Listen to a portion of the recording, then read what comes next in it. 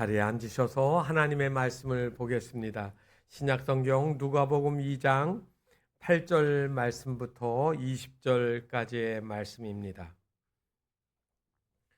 누가복음 2장 8절 말씀부터 함께 봉독하시겠습니다. 그 지역의 목자들이 밤에 밖에서 자기 양떼를 지키더니 주의 사자가 곁에 서고 주의 영광이 그들을 두루 비치매 크게 무서워하는지라. 천사가 이르되 무서워하지 말라. 보라, 내가 온 백성에게 미칠 큰 기쁨의 좋은 소식을 너희에게 전하노라. 오늘 다윗의 동네에 너희를 위하여 구주가 나셨으니 곧 그리스도 주시니라. 너희가 가서 강보에 쌓여 그 위에 뉘어 있는 아기를 보리니 이것이 너희에게 표적이니라 하더니 호련히 수많은 천군이 그 천사와 함께 하나님을 찬송하여 이르되 지극히 높은 곳에서는 하나님께 영광이요 땅에서는 하나님이 기뻐하신 사람들 중에 평화로다 하니라. 천사들이 떠나 하늘로 올라가니 목자가 서로 말하되 이제 베들레헴으로 가서 주께서 우리에게 알리신 바 이 이루어진 일을 보자 하고 빨리 가서 마리아와 요셉과 그 위에 누인 아기를 찾아서 보고 천사가 자기들에게 이 아기에 대하여 말한 것을 전하니 듣는 자가 다 목자들이 그들에게 말한 것들을 놀랍게 여기되 마리아는 이 모든 말을 마음에 새겨 생각하니라. 목자들은 자기들에게 이르던 바와 같이 듣고 본 그 모든 것으로 인하여 하나님께 영광을 돌리고 찬송하며 돌아가니라. 아멘. 이제 하엘의 찬양이 있겠습니다.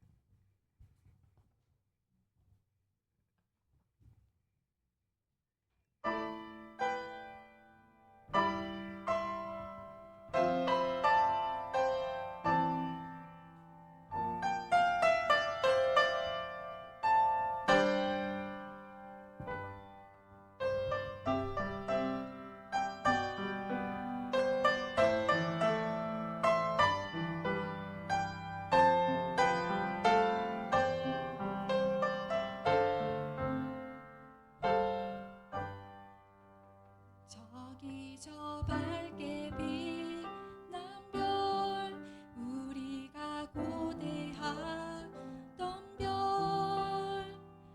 우리를 향한 하나님의 사랑의 증거 저 별을 넘어서 우리를 위해 오신 주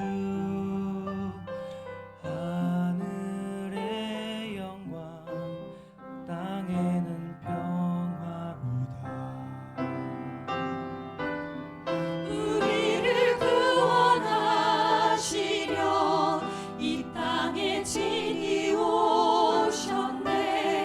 하늘의 어떤 별보다 가장 빛나는 별 예수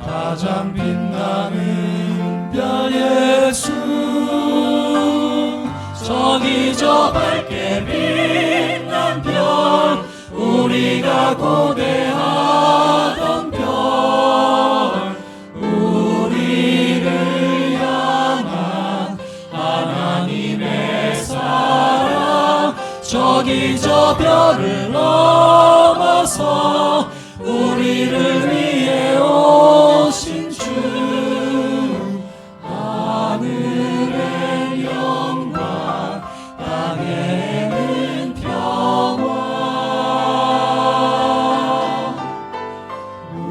우리를 향한 하나님의 사랑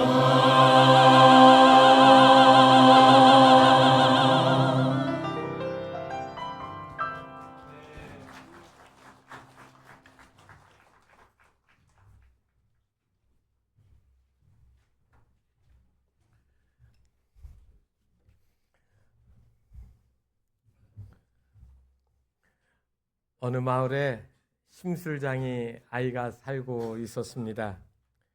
성탄절을 앞두고 이 심술쟁이 꼬마가 선물을 받고 싶었습니다. 친구들은 성탄절만 지나면 선물 자랑을 많이 하는데 자기는 자랑할 것이 제대로 없었기 때문이죠. 그래서 선물을 받고 싶다고 편지를 썼습니다. 예수님, 저도 알고 보면 착한 아이입니다. 거짓말도 안 하고 아이들을 좀 때리기는 했지만 심하게 때리지는 않았으니까 선물 주세요. 편지를 써놓고 보니까 좀 양심이 가책이 됐습니다. 그래서 편지를 몇 번 읽다가 찢어서 다시 썼습니다. 예수님, 사실은 고백합니다. 저는 착한 일을 한 적은 없습니다. 그러나 이번에 선물 주시면 저도 착하게 살아보겠습니다. 그런데 편지를 또 읽어보니까 그렇게 살 자신이 없거든요. 그래서 그 편지 또 찢었습니다. 그리고 어떻게 하면 예수님한테 선물을 받을 수 있을까 곰곰이 생각해 보니까 하나 좋은 아이디어가 생겼습니다. 그래서 모두가 잠드는 깜깜한 밤에 혼자 성당에 갔습니다. 성당 앞에 조그만 기도처가 있는데 거기 마리아가 있거든요.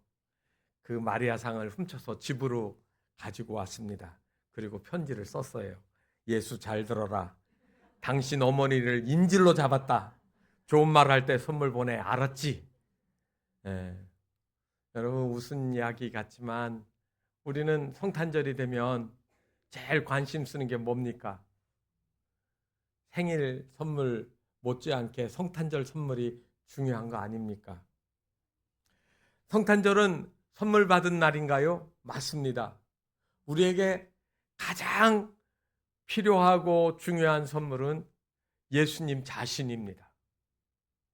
그래서 우리는 성탄절을, 성탄이라는 말을 크리스마스라고 합니다. 그런데 이 말은 두 단어가 합해져 있습니다. 크리스라는 말은 크라이스트, 그리스도라는 말이고요.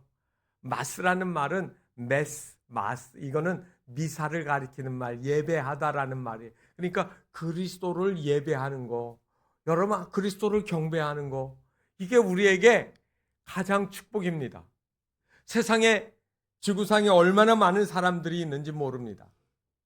제가 검색을 해보니까 BBC에서 통계를 냈는데 지금 12월 달 기준으로 82억 명이라고 써놨더라고요. 얼마나 많은 사람들이 있습니까? 그런데 그 중에 그리스도를 아는 사람, 예수님을 나의 구주로 믿고 섬길 수 있는 사람은 과연 얼마나 되겠습니까? 오늘날도 수많은 사람들이 태어납니다. 통계를 보니까 하루에 지금 38만 5천 명이 평균 태어나고 16만 5천 명이 죽는답니다. 하루에 지구상에. 그리고 매일매일 인구가 늘어나는데 하루에 22만 명 정도가 늘어난다고 합니다. 대한민국의 경우는 2022년 통계가 정부 24에 올라왔는데 보니까 출생 숫자가 25만 명, 하루 약 682명이 태어난 거로 되어 있습니다. 참 많은 사람이 태어나죠. 인구는 늘어나지요. 그런데 이들에게 과연 예수 그리스도가 누구신지를 아는 사람이 과연 얼마나 될까요? 저는 오늘 태어나신 예수 그리스도에 대한 이야기를 하려고 합니다. 예수님이 태어나실 때 그 당시는 로마가 세상을 지배하던 시대였습니다. 로마의 황제는 아구스도였고, 이 아구스도는 제국을 효과적으로 통치하려고 조세와 징집을 위해 가지고 모든 사람들이 호적을 하라고 그렇게 명령을 내렸습니다. 그래서 로마의 한 식민 영토와 같은 이 가나안 땅에서도 각각 자기가 태어난 곳에 가서 호적을 해야만 했습니다. 그래서 예수님이 성장하셨던 동네는 나사렛인데, 이 나사렛에 있던 이 마리아와 요셉이 고향이었던 본적 바로 베들레헴까지 호적을 하러 가게 되어지는 겁니다. 거리상으로는 직선거리로 약 110km 정도가 되어지고요. 만약에 이걸 도보로 간다고 하면 한 150km가 된다고 합니다. 그런데 오늘날처럼 꼬불꼬불한 길에도 평탄하게 잘 만들어진 길이 아니기 때문에 그 당시의 여행 루트는 요단강변을 따라서 가는 그 길이 가장 편안한 길입니다.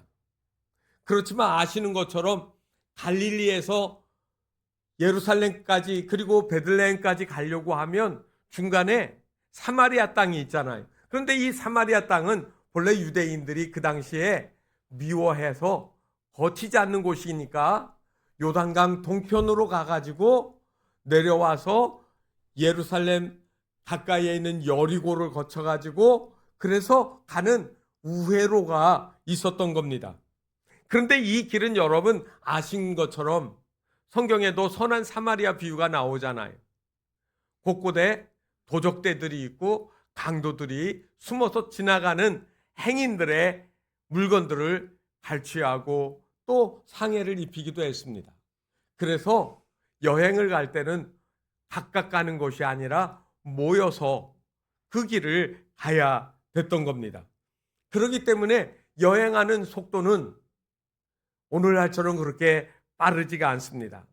젊은 사람들이 부지런히 걸으면 한 4, 5일이면 도착할 길을 여러분 아시는 것처럼 임신한 마리아를 나귀에 태워서 요셉이 끌고 그 길을 가야 됐기 때문에 아무리 빨라도 일주일에서 열흘이 걸렸으리라고 성경학자들은 예측을 합니다.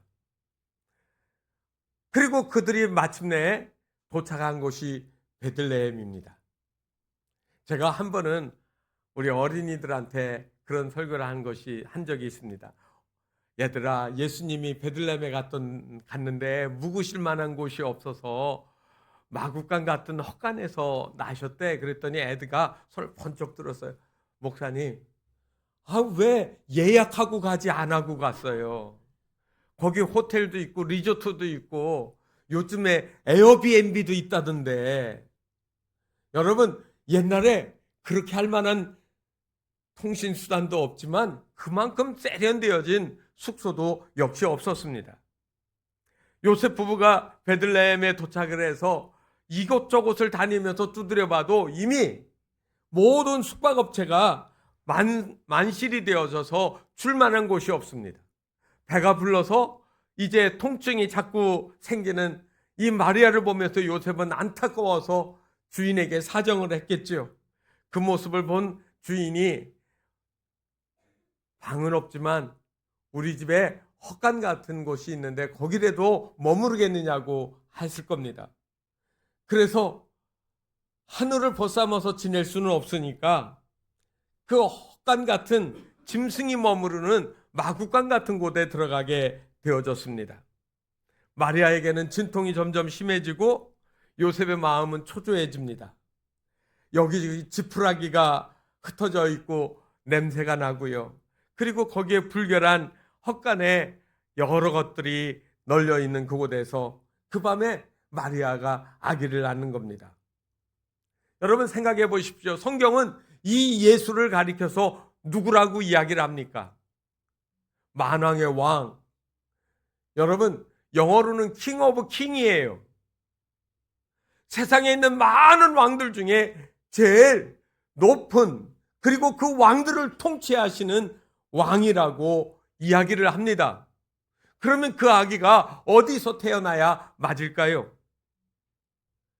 말 그대로 높은 궁궐에서 모든 사람들이 찾아와서 경배할 만한 그러한 위험 있는 장소에서 태어나야 되지 않겠습니까? 그런데 예수님의 나심은 그렇게 알려지지도 않았고 좋은 장소도 아니었습니다. 그 당시에 권세자였던 로마의 황제도 몰랐습니다. 적어도 가나안 땅의 지배자였던 헤롯 왕도 그거를 몰랐습니다.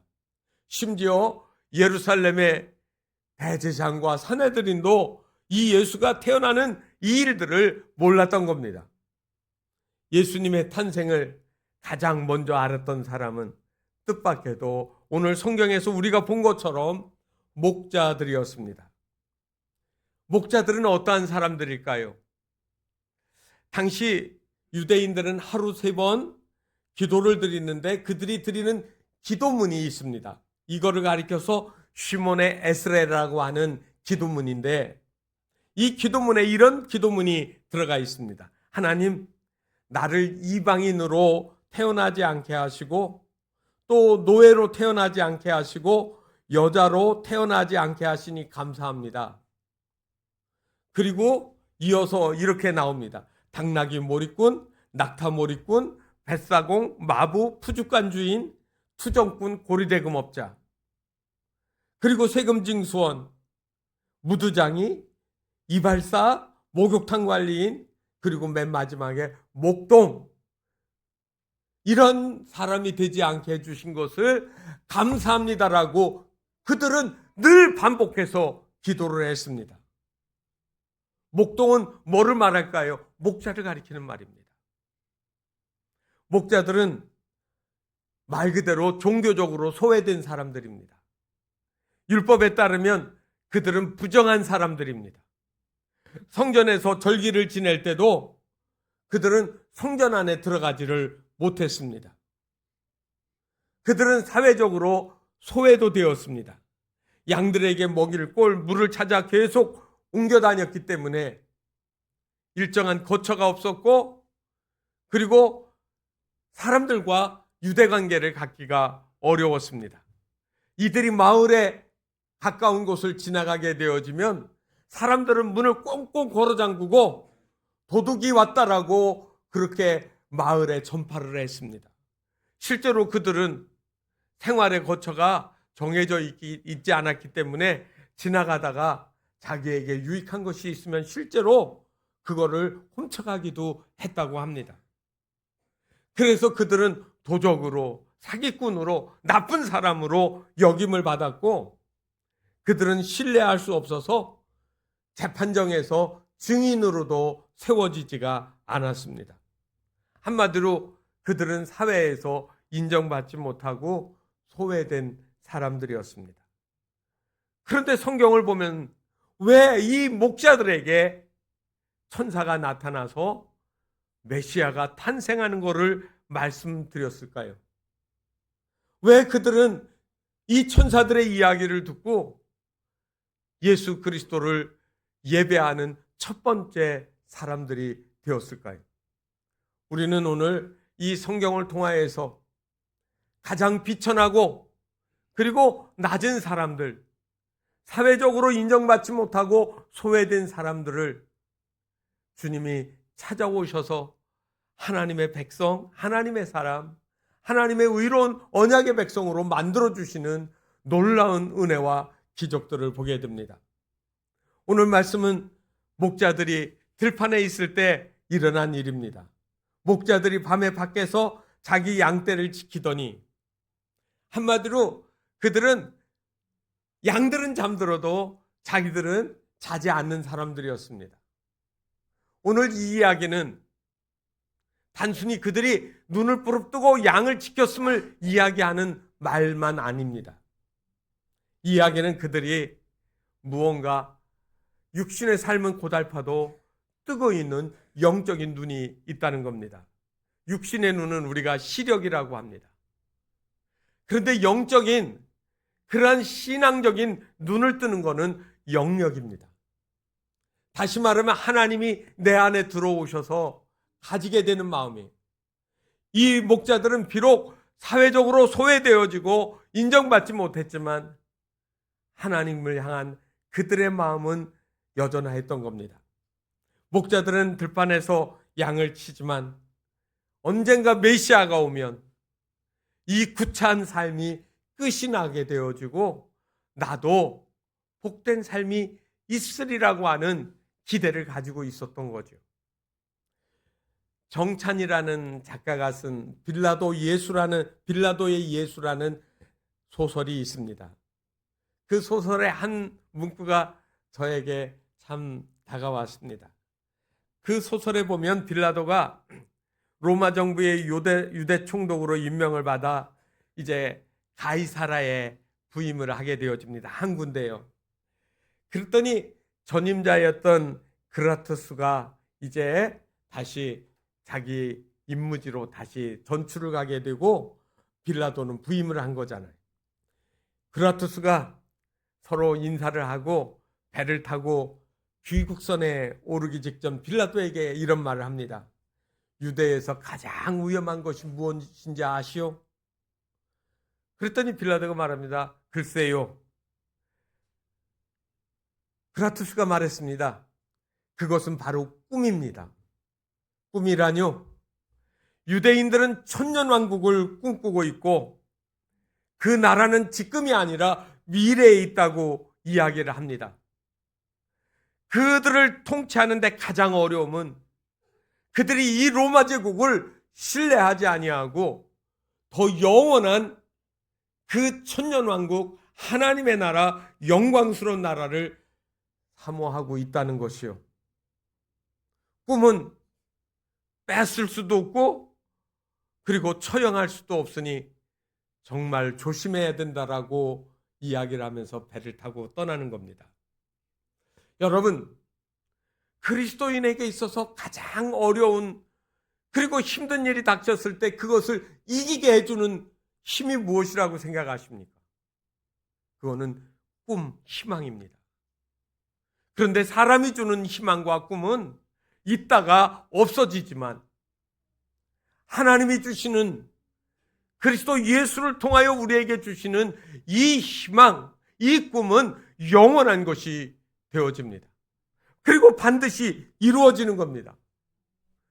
바로 오늘 이 목자들은 비록 구차한 삶을 살고 정말 죄인과 같이 여김을 받고 사람들에게 멸시를 받았지만 언젠가 나도 하나님의 사람으로 하나님의 백성으로 떳떳하게 인정받으며 살 날이 오리라는 것을 기대했습니다. 성도 여러분, 지금 내 삶에서 어려운 일이 닥치고 힘든 일이 닥칠 때 그것으로 끝나는 것이 아니라 주님이 내 안에 들어오셔서 언젠가는 내 이 모든 아픔과 고난을 회복시켜 주시고 일으켜 주시라고 하는 믿음을 가지시기를 바랍니다. 가장 천한 목자들이 들판에서 육신의 눈만 아니라 마음속에 고대하고 기다리던 메시아를 기다린 것 같이 주님의 음성에 귀를 기울이고 주님이 내 안에 찾아오시도록 사모하는 마음을 가지셔야 되는 겁니다. 그들이 그렇게 기다리고 수많은 밤들을 지나고 또 지났을 겁니다. 그런데 9절에 보면 이렇게 이야기합니다. 주의 사자가 곁에 서고 주의 영광이 그들을 두루 비치매 어느 날 갑자기 밝은 빛이 비치면서 주의 서자가 그들 가운데 나타났습니다. 그 순간에 그들이 가지는 마음이 무엇일까요? 성경에 보니까 크게 무서워했다 이렇게 이야기를 합니다. 천사가 찾아오니까 말 그대로 그 깜깜한 밤 중에 놀랄 일이 아닐까요? 그들이 무서워했습니다. 그런데 이 무서워했다는 말은 두 가지 의미로 봐야 됩니다. 하나는 영어 단어를 쓰면 fear라는 공포입니다. 이거 뭐야, 이러다 나 죽지 않을까 하는 그런 공포심이 생길 수도 있겠죠. 그러나 그거보다 오늘 이 무서워한 거는 영어로 말하면 awesome입니다. 요즘에 아이들이 잘 쓰는 말이죠. 대박 그러더라고요. 그런데 대박을 영어로 번역하면 뭐라고 번역하나 봤더니 여러 가지로 번역을 했더라. 어메이징하다 또는 great이라는 말도 쓰는데 가장 적절한 단어가 awesome이라는 거예요. 와, 엄청난 간판이 일어날 그러한, 여러분, 우리가 하나님을 섬긴다고 하는 것은 상상하지 못하는, 생각하지 못하는 그 순간에 주님이 우리에게 나타나신, 그때 우리가 하나님을 만나는 그 모습이 어떤 것일까요? 경외감입니다. 하나님을 경외하는 겁니다. 하나님을 경외하는 사람에게는 세상이 주는 두려움이 아닌 하나님을 두려운 마음으로, 떨리는 마음으로 대하는 마음을 가지게 되는 거죠. 성경에는 그러한 장면들이 여러 곳에서 나옵니다. 제사장 사가랴가 성전에서 제사를 드리고 있는데 사자가 나와서 이야기를 합니다. 누가복음 1장 21절에 나와 있는데 주의 사자가 그에게 나타나 향단 우편에 선지라 사가랴가 보고 놀라며 무서워했다 그랬습니다. 이 무서움은 경외감에서 나오는 두려움입니다. 마리아도 이 두려움을 경험을 했습니다. 누가복음 1장 30절에 보면 천사가 말하지요. 마리아여 무서워하지 말라. 내가 하나님께 은혜를 입었느니라. 이 말을 할 때 마리아에게 무서워하지 말라고 하고 있습니다. 무서워요. 여러분, 우리에게도 하나님을 만나고자 하는 그러한 경외감이 있기를 바랍니다. 주님을 만나려고 하는 그런 마음이 우리에게 있어야 됩니다. 예수님을 열심히 따라다니던 베드로가 무리를 걸어오시는 예수님을 보면서 그들이 두려워하는 모습을 봅니다.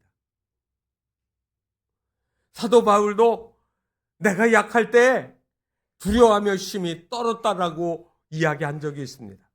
하나님 앞에 서게 되어질 때 사람은 두려움이 있습니다. 그런데 이 두려움은 공포가 되어지면 멸망입니다.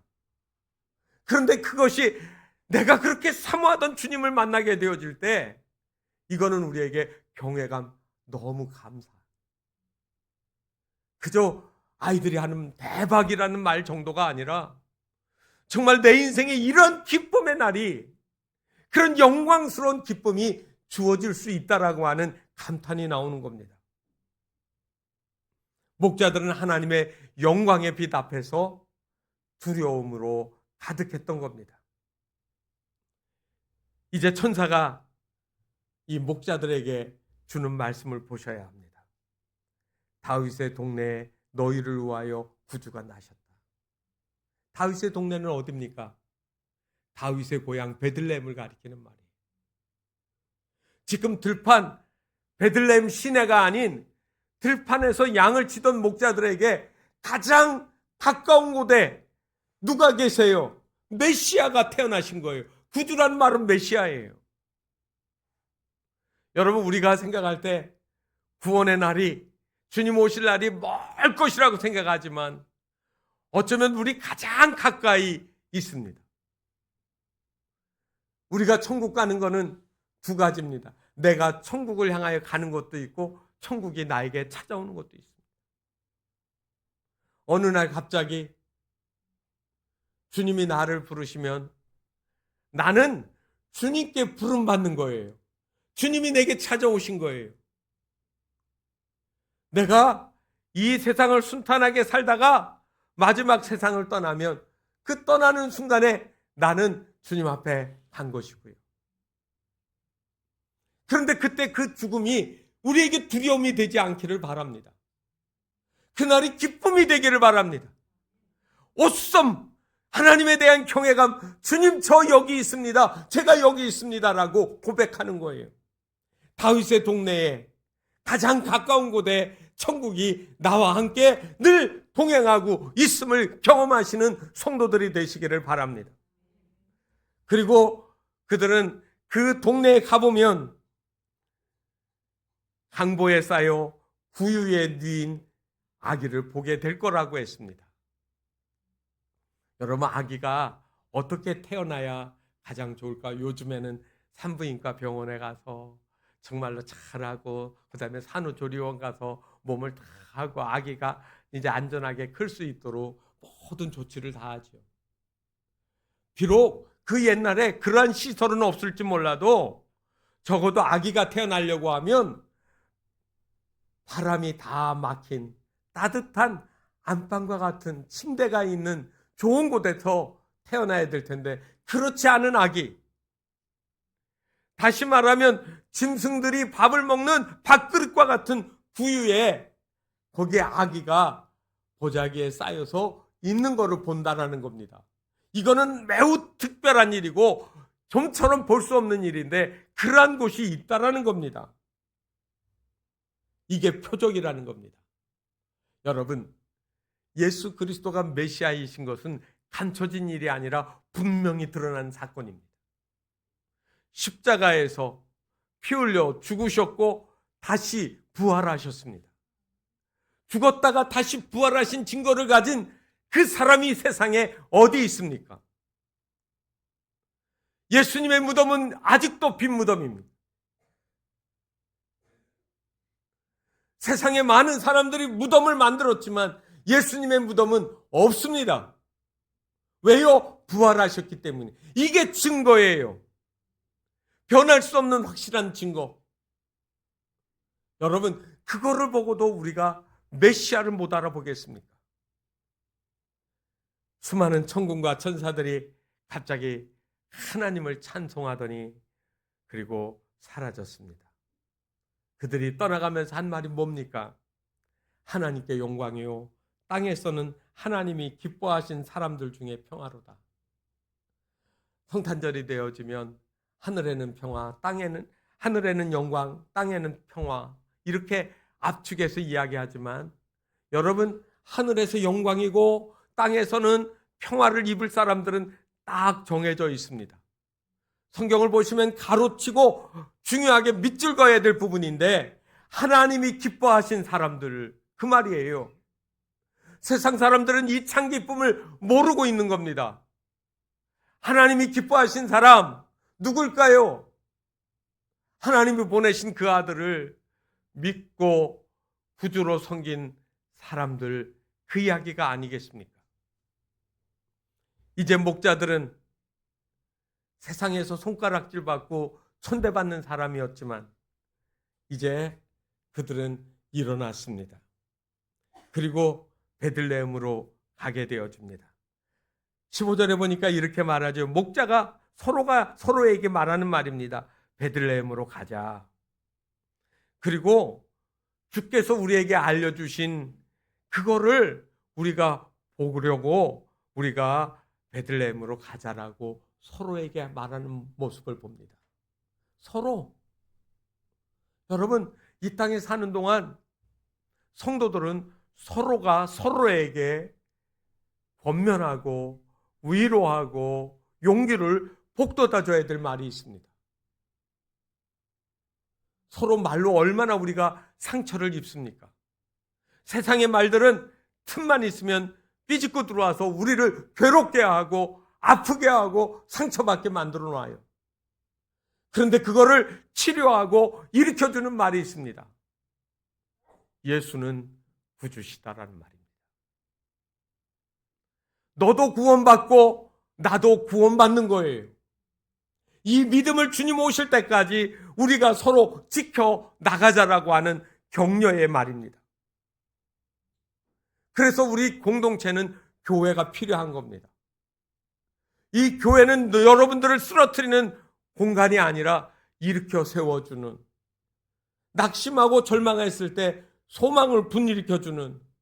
혼자 기도할 수 없어서 외로울 때 함께 기도해주는 성도가 있는 곳. 그들은 천사들이 전해준 말을 듣고 그거를 격려하면서 목적지를 향해 달려갑니다. 메시아가 있는 곳, 메시아가 태어난 곳, 베들레헴의 마국간과 같은 구유에 누워있는 아기를 찾아서 갔습니다. 우리가 성경을 보게 되어지면 이 목자들 다음에 동방의 박사들이 찾아오지 않습니까?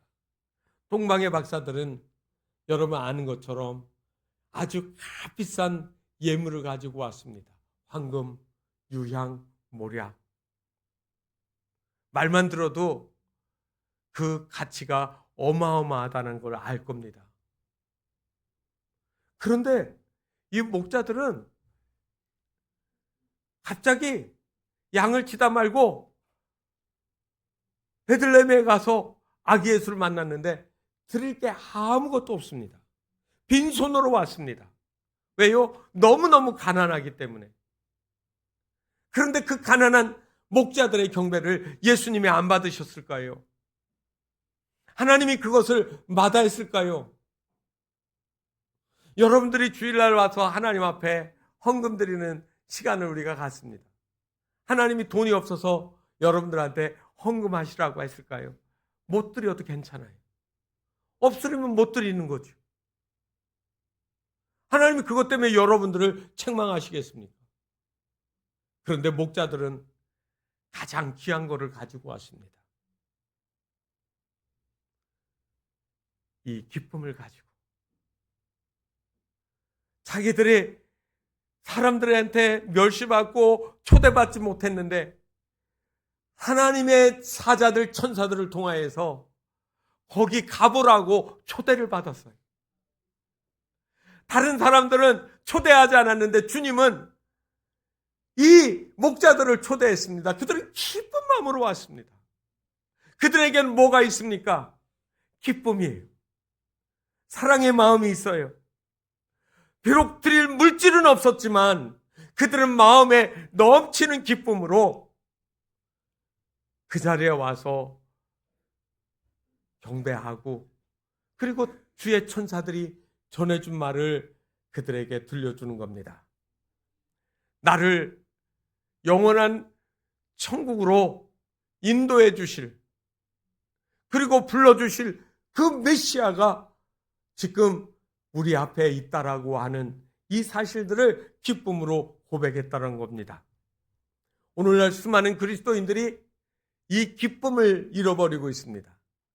돈이 조금 벌리면 기뻐하고 조금 지위가 승진하면 기뻐하고 사람들한테 인기를 얻으면 좋아하는데 이 기쁨을 놓치고 있는 겁니다. 주님이 날 사랑하시고 날 부르신다. 날 초청하신다. 날 사랑하신다. 여러분, 이것보다 더 큰 기쁨이 어디 있을까요? 이 기쁨을 잊어버리지 않는 성도들이 되시기를 바랍니다. 이 성탄절은 그렇기 때문에 단순한 휴일, 어떤 축제가 아니라 내 삶을 변화시키는 전환점, 터닝 포인트가 된다는 겁니다. 예수님이 오셨기 때문에 목자들의 삶은 더 이상 사람들에게 멸시천대받아 피곤하고 버림받은 인생이 아니라 우리는 메시아를 만났다. 우리는 메시아에게 경배했다. 그들은 삶을 통하여 누구에게나 그 사실을 변함없이 이야기했을 겁니다. 예수 그리스도는 우리에게 기쁜 소식입니다. 예수 그리스도는 복음입니다. 유앙겔리온, 굿뉴스가 우리에게 오신 겁니다. 이 기쁨이, 이 성탄절이 우리에게 가득 넘쳐지는 축제가 되어지고 하나님께 영광이 돌려지는 시간들 되시기를 주님의 이름으로 축원합니다. 우리 125장 1절 2절만 부르겠습니다. 천사들의 노래가 하늘에서 들리니 상과들이 기뻐서 메아리 쳐울린다. 여러분 기쁨으로 우리 부르겠습니다.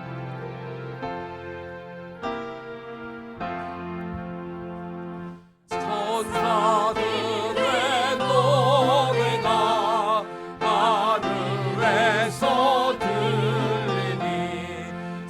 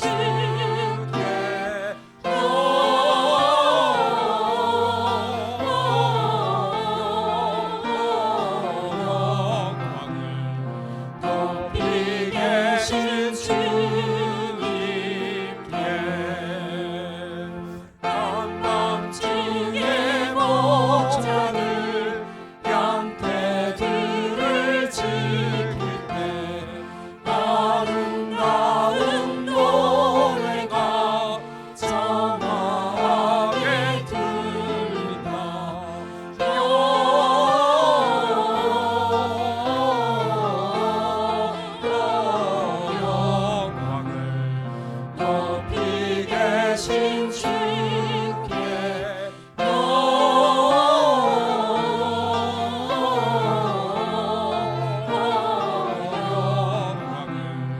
높이 계신 주님께. 이 시간 우리 함께 기도하겠습니다.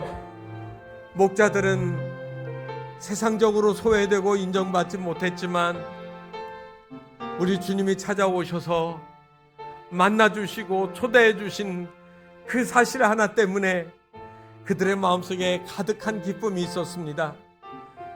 우리 성도들의 삶에 어려움이 닥쳐오고 괴로운 일이 닥쳐도 하나님, 내 안에 주님이 찾아오셔서 날 사랑하신다고, 날 구원하시겠다고 하는 이 한 사실이 가장 큰 선물이 되게 하여 주시고, 이 사실을 마음에 믿고 이 성탄절에 누구보다도 우리 주님을 기뻐하며 사랑하는 마음으로 섬길 수 있는 마음을 달라고 우리 함께 기도하겠습니다.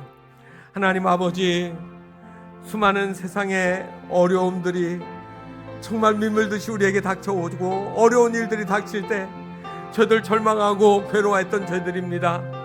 그러나 가장 천박하고 그리고 버림받은 사람과 같은 목자들에게 주의 천사가 나타나서 바로 다윗의 동네에 메시아이신 구주가 태어나심을 이야기했던 것처럼 우리에게 찾아오심을 저희들 기쁨으로 받게 하여 주시옵소서. 절망스러운 환경에 넘어지지 않게 하시고 다시 용기를 얻어 주님이 찾아오신 것으로 인하여 일어서게 하여 주옵소서. 저들의 상처받은 것들을 치유하여 주시옵소서. 몸에 마음에 그리고 삶을 통하여 일어났던 많은 일들이 이 시간 우리 구주 예수 그리스도로 인하여 진정한 평안이 다시 자리 잡게 하시고 내 주 예수 만나는 기쁨이 가장 큰 기쁨이 되어줄 수 있도록 우리 주님 이끄시고 인도하여 주시옵소서. 우리 주 예수님의 이름으로 기도하옵나이다. 아멘.